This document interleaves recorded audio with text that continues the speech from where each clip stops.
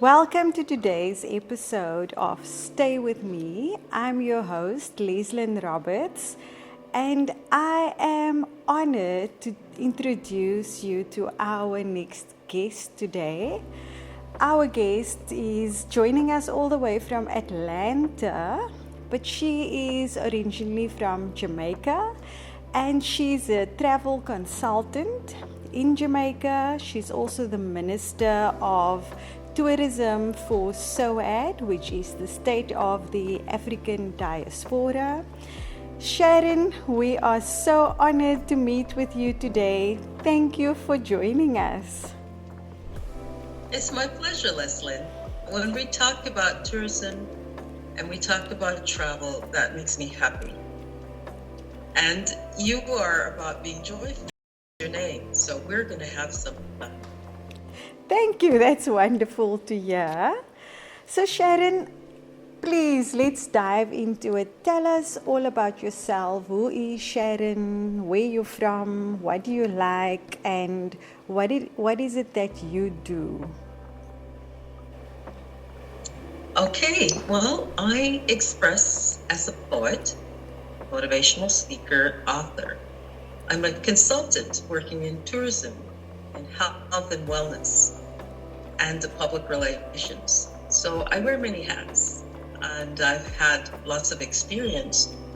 But the most important thing now for me, having been first, second, third vice president in the Negril Chamber of Commerce and working with the Jamaica Hotel Tourist Association, not working, but being in a membership capacity, working well in public relations, providing public relations service for both entities, the Negril Chamber and the JHTA, and now the state of the African diaspora, where I was appointed about a year now, just under a year as the tourism minister. Previously, I was 21 as an ambassador. So before all those things happened, I toiled and I worked and I disciplined myself. I'm a very disciplined person. And I'm also free. That's me. And you get that in my poetry, like free to be me. Who am I? I am the rose of Sharon, who awakens you from your sleep of death. I am the morning star. I'm the lily of the valley. Come to me, my darling, and I'll comfort you. And so, and then when I speak about Negril, Negril, life in the tropics, oh, what bliss. A band de soleil tan on the 7-mile stretch of white sand. Negril you can't miss.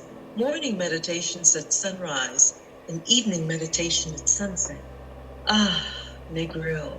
So the passions of walking the beach, passion of supporting and fighting for the beach to remain as it is, a tourism destination and not a place to be developed into something else. I remember many years ago, over 40 years, the forefathers of Negril fought to keep it, to transition it from being a peat mining place, because there's a lot of peat moss in the unused territory, a massive amounts of land, to creating and developing a tourist resort. And now today, 40, 50 years later, you have a most complete resort in Jamaica, the most complete resort. And it rivals what is in the Dominican Republic, maybe a little smaller, because Negril is a subset of Jamaica as a resort. So having lived there since 1999, I have witnessed the growth of this sleepy tourist town into a very sought after place where the Reggae Marathon was given birth. And the Reggae Marathon is now maybe in its, 12th year, It's just been going, going, going. Wow. And we have been able to flow with the concept of it's a travel and sports tourism, and sports tourism grew out of wellness tourism. And I was at the birth of wellness in Jamaica, and that is when we created the Caribbean Health Tourism and Spa Conference and Expo from 2005 to 2009, going into 2010. By 2009, we transitioned into Panama. But what's more interesting is that the 2005-2009 period, we focused on health, spa, and wellness. These are the areas that we brought experts in to come and teach us, teach our hotel workers, our spa technicians, our spa directors, to teach even the students who were in third year of university, the different facets of health and wellness. And culinary, that was also part of what we showcased, because we wanted to show raw food and ethical food in contrast to cooked food, that the ethical food was becoming more sexy, more exciting, more colorful, and easily digestible, and also in demand. So we introduced a culinary fair of raw foods through Dr. Aris Latham, a Panamanian cultural griot, into the Hilton Hotel. And at that time, the Hilton sponsored us from 2005 to 2009. Where we would have our shows. That was the venue. And in 2009, I believe, or 2009, we had Dr. Aris come in and set up for the Hilton a segment where people could go and buy raw foods. And also the Hilton changed their in-room menus and their restaurant menus to accommodate the healthy lifestyle. And that's the kind of support we received from the Kingston Hilton Hotel during the time that the Caribbean Health Tourism and Spa Conference reigned, 2005 to 2009. And 2009, we were invited to Panama to speak, including Dr. Aris. Dr. Aris, Dr. Ted Emmanuel, Theo Chambers, myself, Lorraine Washington. We became like a support team. Plus, there were other teams members like Dr. Tony Vendries, Dr. Donovan White, Dr. Diane Robertson. These were people who led wellness in Jamaica. And they were leading before we came to Jamaica from the United States. I was born in Jamaica, but by that time I was returning in 1998.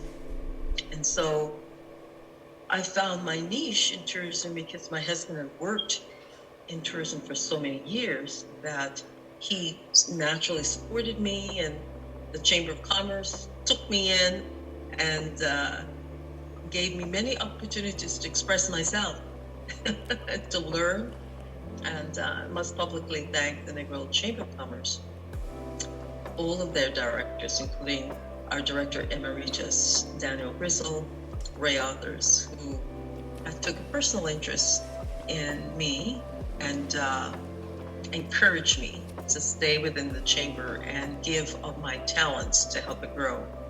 Usually, Negril is a small community. It's the people who work there that had the most interest. I did not work in Negril. Yes, I worked in Negril per se at Times Square Shopping Plaza, but I didn't live there. I lived in the outskirts in the Negril Hills, so I had to drive in about 10 minutes to, let's say, the Chamber of Commerce office. But what I'm saying is, I had a vested interest because I lived in the Negril environs. Most people don't live within the city or town of Negril. It's a resort.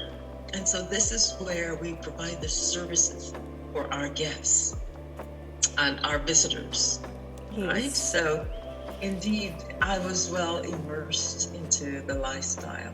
And the lifestyle was that the Chamber of Commerce became the de facto mayor. The whole chamber was like a mayor for Negril because Negril did not have one. And we took care of all the needs. We picked up trash on the street, trash on the beach. We looked about the education of the teachers. We celebrated Teachers' Day. You know, we had events like these on the outside.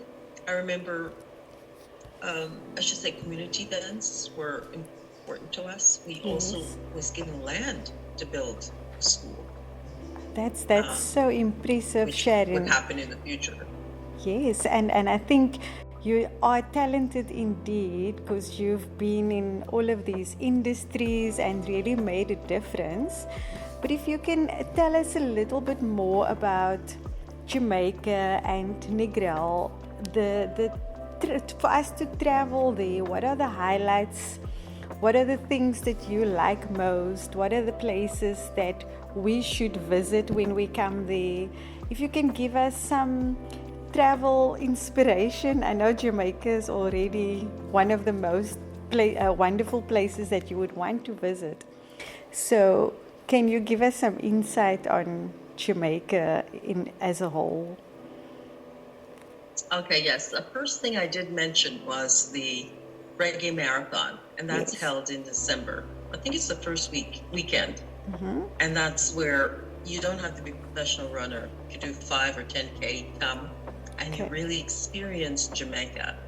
And at the end, before it, there's a pasta party, and after it, there's lots of music, lots of fun, jump in the beach, just enjoy Jamaica. So the Reggae Marathon is a must. We've had winners from Russia. We've had winners from Europe and Jamaica itself and the Caribbean. So that's a must. Dunn's River Falls is a must. Because if you go to visitjamaica.com, that's high on the list, right? It's like a tiered waterfall, and the beach, it ends in the beach, but you walk up from the beach in different tiers, and then you go and allow the water to just flow all over you, you know, so that's a big treat.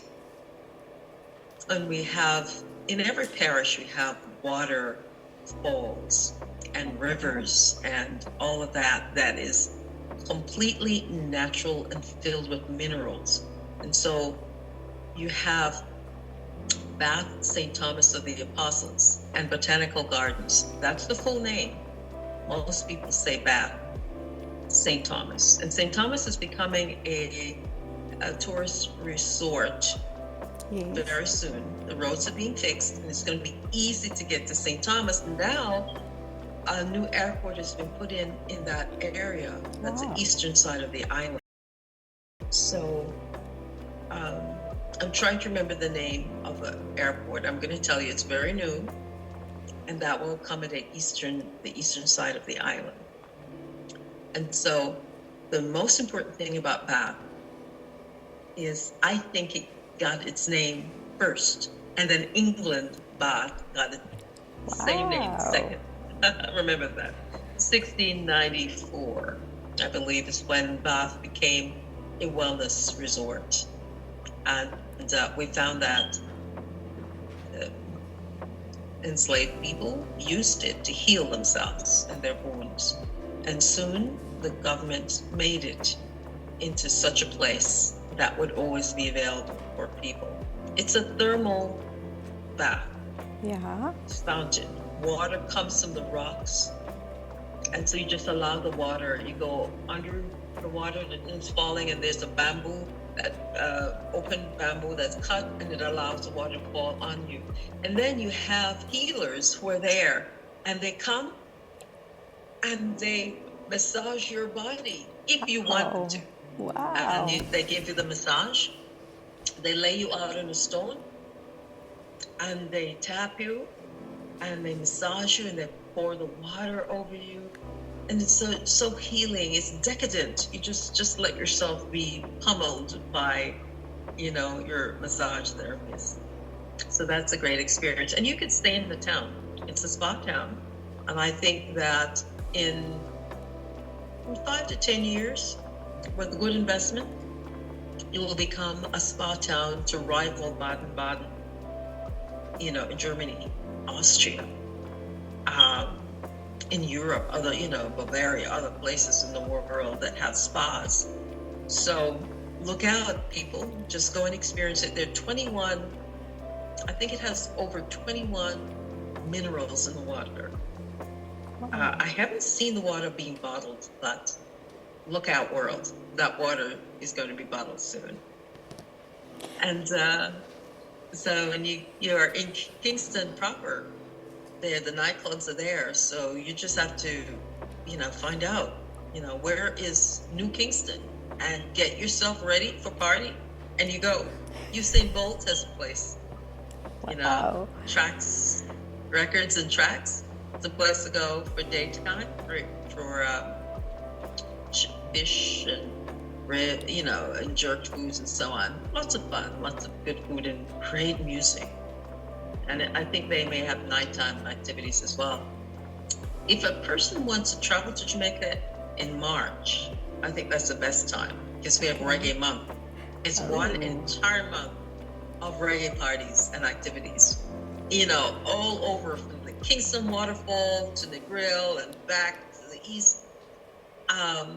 The fun, as we say, can't done. So that's where you want to be in Jamaica in March.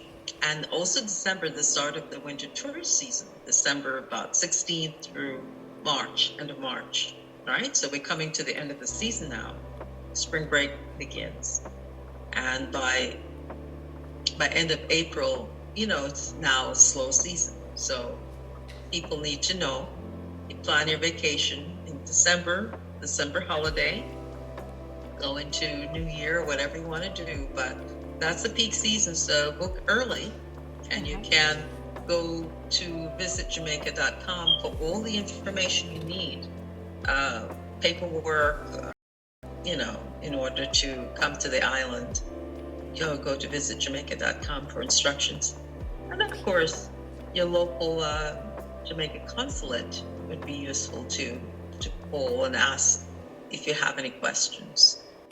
Thank you for sharing that. I think for our listeners wondering where to go, I think Jamaica should top your list, especially for March.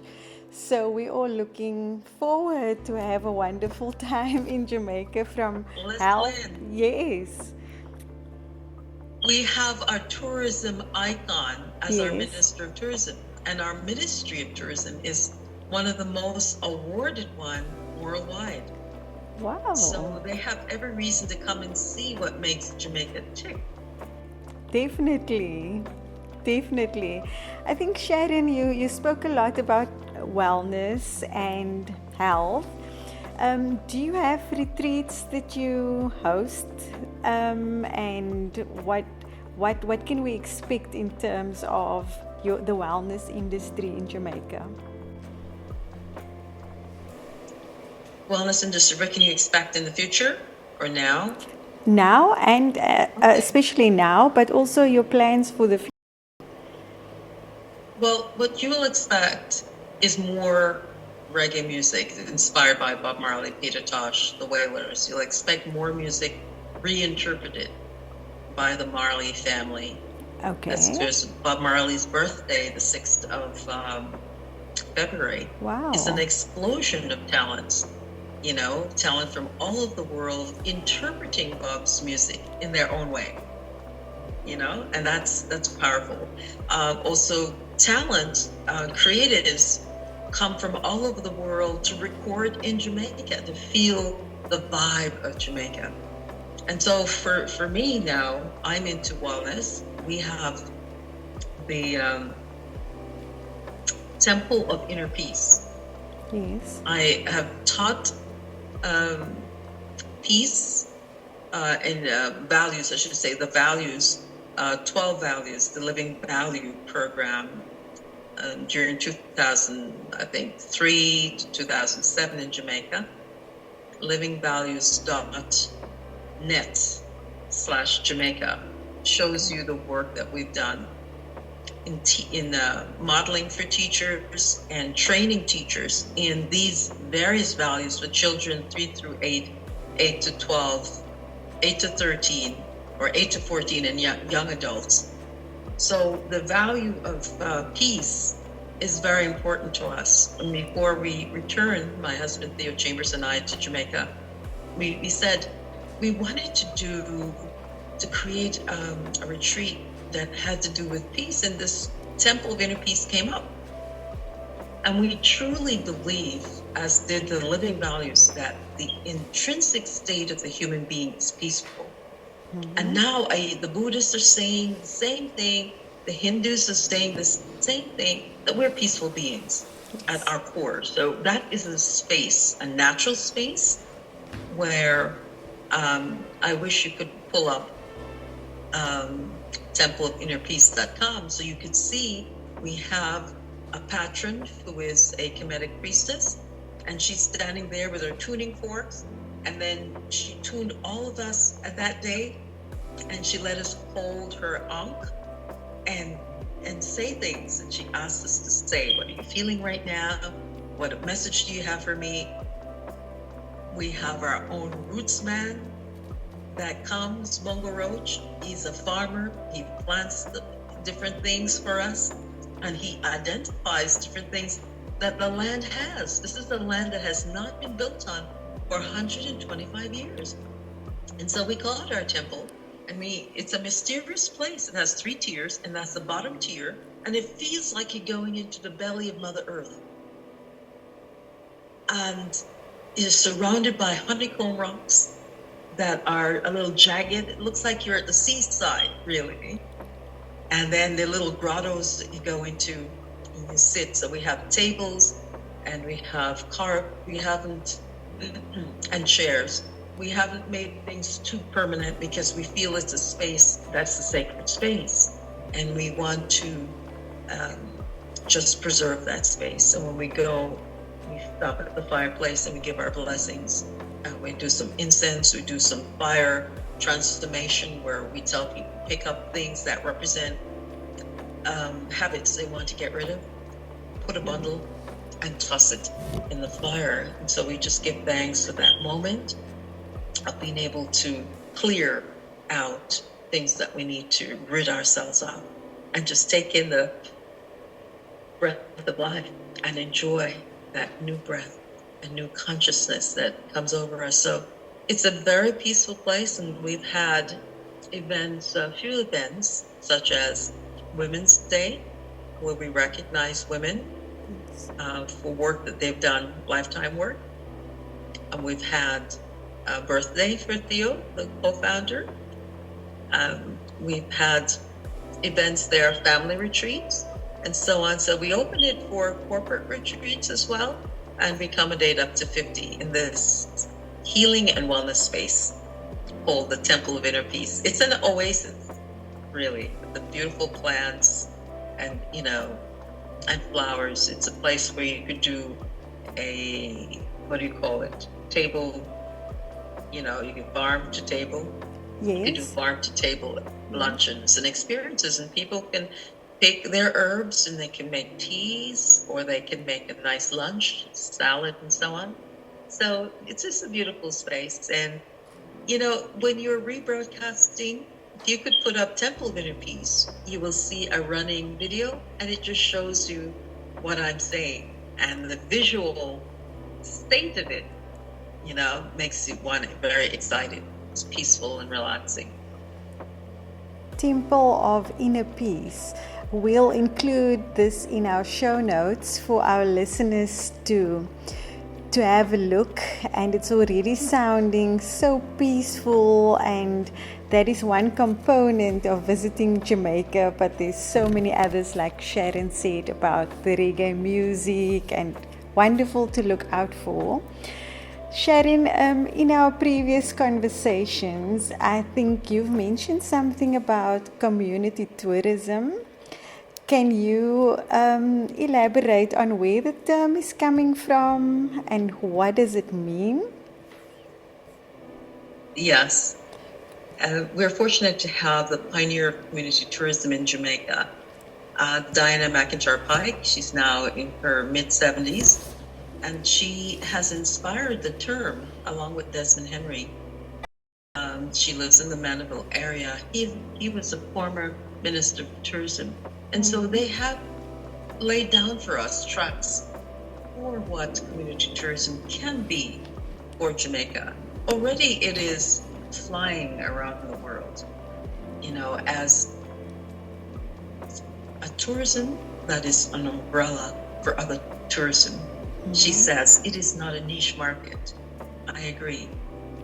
Vincent Venacle Wallace, former Minister of Tourism for the Bahamas, says community tourism is that umbrella from which we develop other programs and other activities, And so within that ambit, we have to look at wellness. Yes. And we have to look at spa. And we have to look at fitness. And we have to look at other areas of hospitality, food tourism, hospitality. And so it all comes under this umbrella of community tourism. And the key reasons now are that the community and the human capital of the community and the mindset of the community is the foundation of community tourism. And sustainable community tourism at that must take into consideration the environment and the cultural enrichment and the cultural capacity of the place, the people, their education, the socioeconomic conditions. So we cannot develop community tourism without first developing the people. Very important. I agree. Where the people live, how they live, they have electricity, they have running water, is essential. And I remember I had a mentor that we brought from the Day Spa Association in 2000, I think it came in 2006.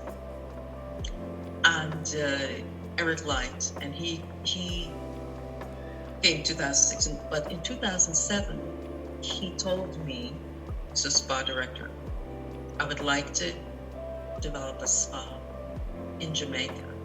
Can you introduce me to the people who are responsible? So, wow, this is exciting. He said yes. And we introduced him to the Tourism Product Development Company. And she took him on a walkthrough of the community that I think it was a community in Clarendon. I didn't mention this before, but it's the one with the healing waters that people go to.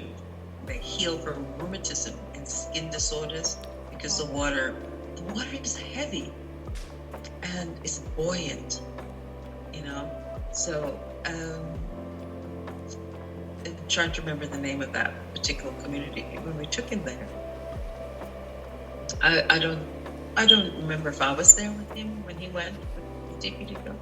He said to me, I saw the place. It needs an elevation so that flooding will not take place because it suffers from flooding. And we have to make sure that the people have electricity and the people are suffering from nothing. And that made a very strong impression on me, that his main concern was not just fixing the problem that this spa community had with flooding from annual flooding and water and so on, but his main concern was that the people were comfortable and that the people had a good lifestyle. And I think that should be at the basis of community tourism.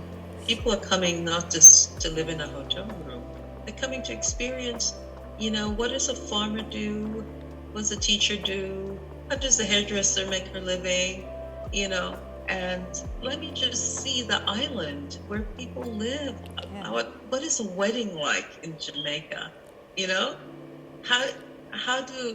Yes, we want to see and know and feel and touch all those things. And Dinah has been able to do these beautiful homestays which we call it, not Airbnb. We're not objecting to that, but we call it homestays, where community people open their homes to visitors, and they can get that really great, like a symbiotic relationship where visitors can know firsthand and experience the food, the home cooked food, which people are loving, our spices and our curries and our jerks and all of that, our plantains and, you know, our fish.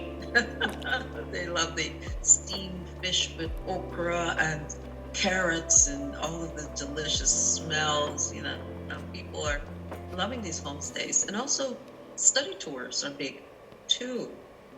She has developed these study tours of people from Sweden, Germany, Norway, from all over the world. They come, these students, to experience Jamaica's brand of community tourism, which was the first brand. That is so interesting to hear, because everybody is talking about community tourism, but it's also good to know where it's coming from and know exactly what it means.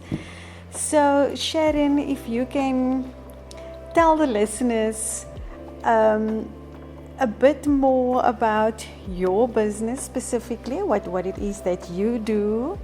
And we already want to come there. We want to experience all of the amazing things that you've mentioned. That's great. I'm so happy that I have set the path for you to travel to Jamaica. Well, I'm a consultant. Yes. And in public relations, I get a chance to work with clients who want to promote their goods and services. And so I do a lot of that.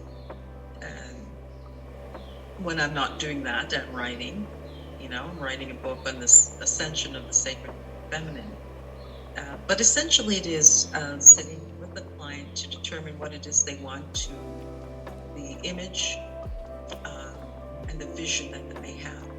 And so then we can, once we know that and it's clear, we can then write a concept paper of how that vision should manifest, how that vision should expand. And so we try to get people to write things down and then do their help them with their press releases and so on. But the key is a concept paper. Once they have that and I read through that, then I know exactly this is something I want to do.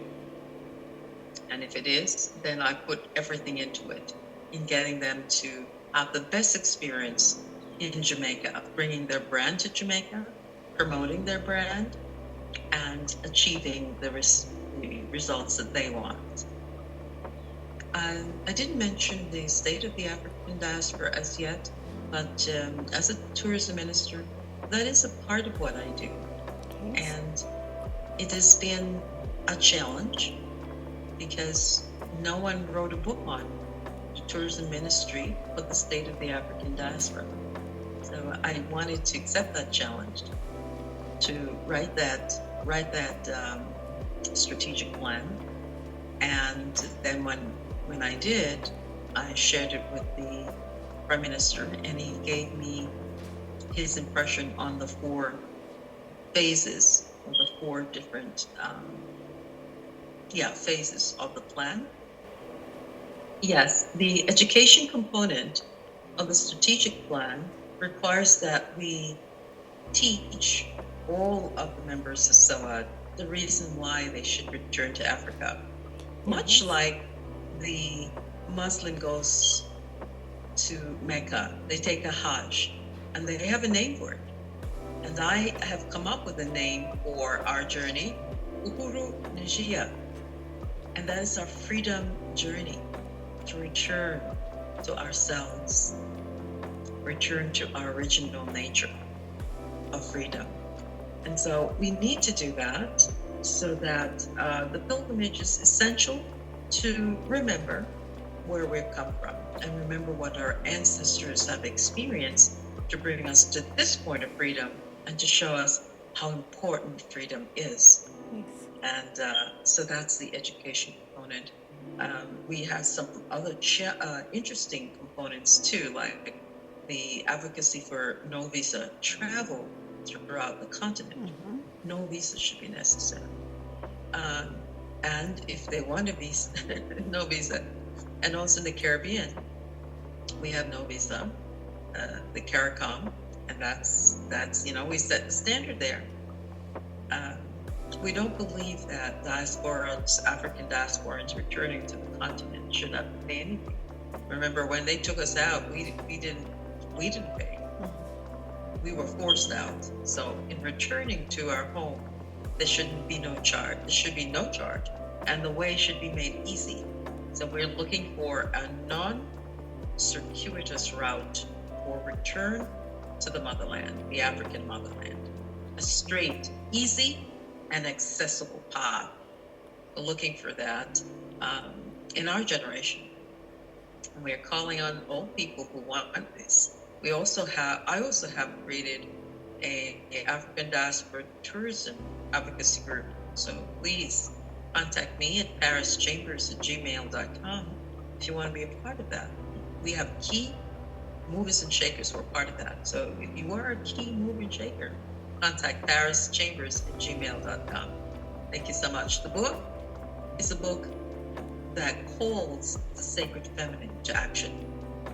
We call the sacred feminine to step into her power, just like yourself, Lecelin, as the Shakti force, feminine force of the universe. We are expressing as human beings, but inherently, inside of us is a spirit that animates us, our anima. And this is a universal force, calling all women to learn about who they really are and to become the power that they are, like the Amazon women of the path, or the woman king of Dahomey. Yeah? Let us remember our female warriors, but also let us remember the spiritual warriors that came and gave us their shoulders to stand on. Let us be worthy to stand on the shoulders of Hatshepsut, Queen Amina Azania, Nyabingi of Uganda, and Ndongo, the Queen of Ndongo. Let us be able to let our beauty show like Nefertiti and Nofret. Let us show our beauty like Makeda, but also let us have the grit that Makeda had. Queen of Sheba had one son, and that one son made a strong impact on the world. And she too, through the guile of Solomon, Makeda gave birth and went back to her land of Ethiopia as a queen with child. The stories are there for greatness, how women triumphed. We need to step into our power. It is the right time. Thank you, Sharon. I would really like to read your book. And if you can also just let us know where we can find your book, where we can buy it from. I think you've mentioned your contact details. We'll also include it in our show notes. But thank you once again. Yes, living life is a sacred power. Lecelin, yes. Living life is a sacred practice. Yes. Discover yourself as a source of creation. That book is available on Amazon.com. Okay. And so they would just look for the name Sharon-Parris, Parris, yes. -Chambers, and or the title Living Life as a Sacred Practice. And there they will get the beautiful information they need if they are searching for truth and searching for self-development. It's a self-help book. Okay, wonderful. We encourage people to go there. Wonderful. So you know now where to find Sharon's book, and we're all excited to read that, and I'm sure that we'll have a lot of wisdom after reading the book. Sharon, you also mentioned something about a surprise, so I'm reminding you about the surprise that you've mentioned. Yes, there's something I wanted you to be aware of. Yes. And I have my director of travel trade who is in South Africa now, and I was hoping that she would be able to reach out to you. Are you in South Okay. Africa? I'm in Cape Town, Stellenbosch. Yes. And I give you her name, she Yes. may have tried to contact you. I'm not sure. She's on a cruise and she's starting in South Africa. They do their tour there before they go on the Norwegian Dawn to explore Africa and then end up in Barcelona. So she would probably do a nice little interview with you and all of that. Her name is Michelle Woods. And she's our travel trade director with over 40 years of experience in tourism. So we'd love to make that connection. It will be a lifelong connection. She's a great woman. She owns Sana World Travel, and she'll be booking our travel for our visitors around the world. Oh, that's exciting. Also, I'm sending you an e-copy. I'm sending you an e-copy of my book, Living Life as a Safe Practice.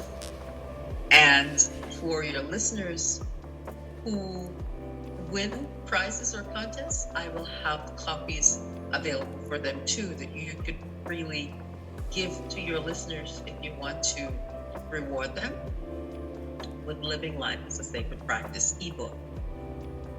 And if they want to contact me about spiritual development or training, it's parrischambers@gmail.com. PARRISCHAMBERS@gmail.com. Okay. I'm so grateful, Sharon. Thank you so much. I will definitely benefit for myself, and thank you. Our listeners will definitely also enjoy that. So thank you so much for your time and your effort and your gratitude. Thank you so much for everything. Listeners, if you want to get more information, Sharon shared her contact details. We'll also include it in the show notes. If you want to contact me, I'm available at info@staymoreguesthouse.co.za, and you can also follow us on Instagram, LinkedIn, and Facebook at Staymore Guesthouse. Thank you for listening, and I hope you had a wonderful show. Goodbye.